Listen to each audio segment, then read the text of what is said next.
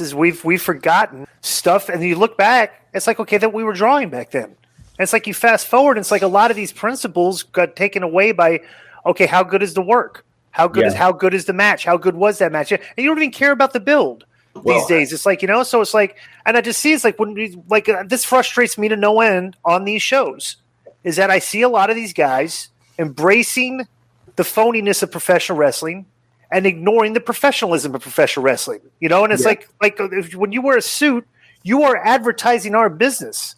It's like, so this guy looks like a star to see, and I just see these things ignored, and I see them given a pass by like the dirt sheet guys and stuff, and the critics, they don't even look at stuff like this. It's good. And the irony of it is that, like, guys, a lot of there's so many matches that are happening now that are athletically incredible. These guys just performing and executing these fantastic moves, one after another. Cardio's great, execution's great, athleticism, but they're not memorable. Like no one remembers them the next week. And the irony is that, like, they're hurt. The guys are doing themselves a lot of damage as well. Like, because it's like you can have a TV match and you could fill some of that time with stuff that might make people remember you, or you can, dump each other on the heads a bunch of times with, German suplexes and this and that, and shorten your career and also have less impact. To me, it's a disconnect. And here's the thing, Nick, that what you're seeing is those seeds that were planted back in the 90s when Lucha first came to United States, and to the guys behind the scenes, they didn't get it, but the fans were like, what the hell is this? Every young guy wanted to fly and do cool shit instead of a rest hold or the figure four. Dude, right? I can find matches with me and, like, when I was, like, coming into the business where, like, I'm trying to do all that stuff, and I watch it back now and I'm cringing, like, what were you doing? Like, right. But the thing is, they've gone overboard now, okay? It all looks choreographed. Bro, I'm the one that helped usher that in. So it all looks choreographed. You see all this leg slapping, and you see all these things that don't make sense, and everybody's so busy trying to fly and get people to say, this is awesome, please come back, fight forever and all that bullshit, that they forget all the little other nuances that actually make you a great wrestler, from working the crowd to hitting somebody to punching. How many people know how to punch anymore? And so you have all these holes in their game because they're too busy trying to do acrobatics. And, you see it all the time. And, of course, when you bring it out, you're being a hater, or they take it personal. Like, nobody can critique anybody on the real. He has something against me, or he doesn't like me. Right.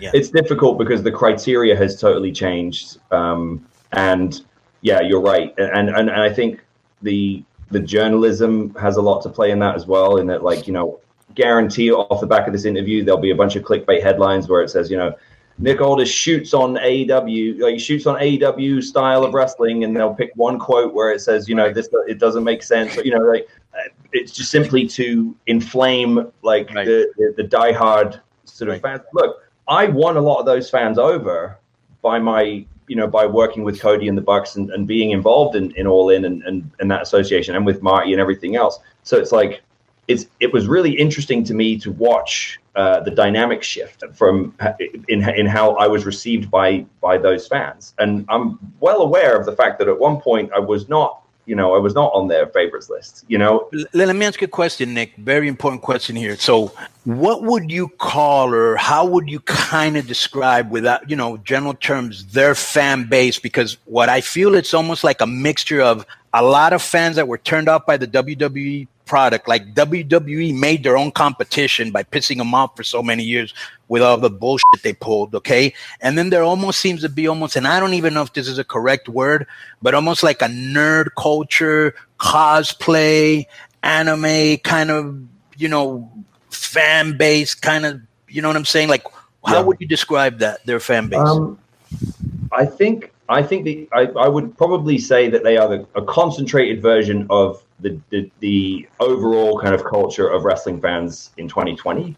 Like, they're the sort of most concentrated version of it, which is, look, I 20, when I was first becoming a fan, the idea that wrestling fans would do interviews on, comicbook.com and stuff would seem strange, but it's changed a lot. Like, the it has fallen into the category along with, like you said, anime and comic books and stuff like that. And there's crossover there. There's much more crossover between those fan bases than there is between wrestling fans and sports fans now, which is, look, I can't tell you what caused it. I can't tell you, other than the fact that wrestling has always been ahead of the curve in terms of the online activity, in terms of social media, and just like even before that with the forums and the message boards and all that kind of stuff. So I think that maybe that's part of it, and that like wrestling really embraced the internet and the online culture very quickly. So then it kind of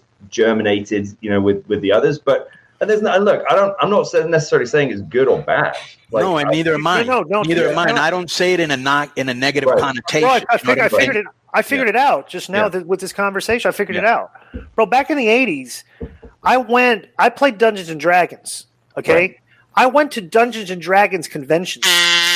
Okay, what I'm saying, I went to Dungeons and Dragons conventions. I got comic books. You're gonna get over if you're not careful. I'm saying I went to comic books. So I started going to I went to comic book conventions. Bro, the identical people. Like you look at the judges, same thing. Now it's fantasy. Comic books and Dungeons and Dragons fantasy. Now as wrestling has gotten away from the suspension of disbelief and has embraced the phoniness, we've got the fans of fantasy now.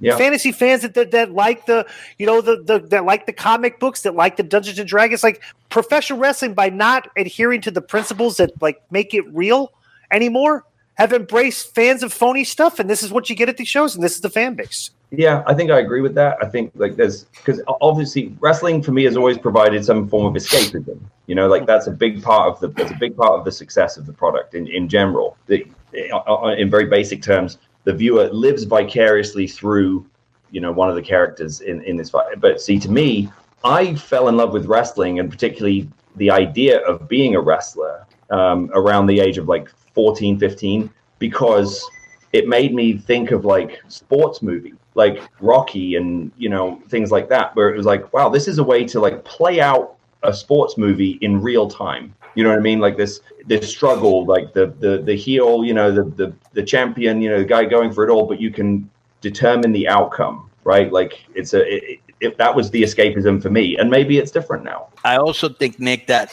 part of it was once they took out all the things that made the Attitude Era what it was, sex, violence, curse words, and all that, you lost like a real cool segment of the fans, and they were going somewhere. Now that's when the new fans came in, and like you said, I think I never thought about that, but I think you are right, because they always did have a good online, presence. Yeah, early on. Like, because if you think about it, in the late 90s, if you were even in the early 2000s, if you spent a lot of time on the internet, it was still kind of said in a kind of derisive way, like, oh, he's always on the internet, like it was kind of a nerd thing. And wrestling was like, I mean, even going back to the old AOL days and stuff, I would always remember seeing on like the pay-per-views, like, oh, WCW is the number one AOL search, or WWF's like the number one search term on AOL this week. So they were ahead of the curve. Like wrestling often is in a lot of things like that. Social media, it's like isn't like wrestling is like the third most engaged subject on Twitter or something like so I remember some sort of crazy stat like that. But we're opening up a whole other can of worms with this, what you just said too. But the just the weird dynamic that exists now despite the fact that everybody is well aware that what we do is a show and entertainment, but the restrictions on what we can do in a fictional environment have tightened and just continue to tighten so much. Like this, and again, you got to be so careful how you say stuff, because people don't listen to it if you say certain words, because then they just go up, but he's on the other team, and that's the end of it. And I just hate that culture all the way around. Right. Yeah, we hate that. We hate the cancel culture. We hate all of that, bro. Yeah, just the divisiveness in everything. But to me, it's just it's strange. It's like this the woke culture thing is just like, okay, I don't understand what's gone overboard.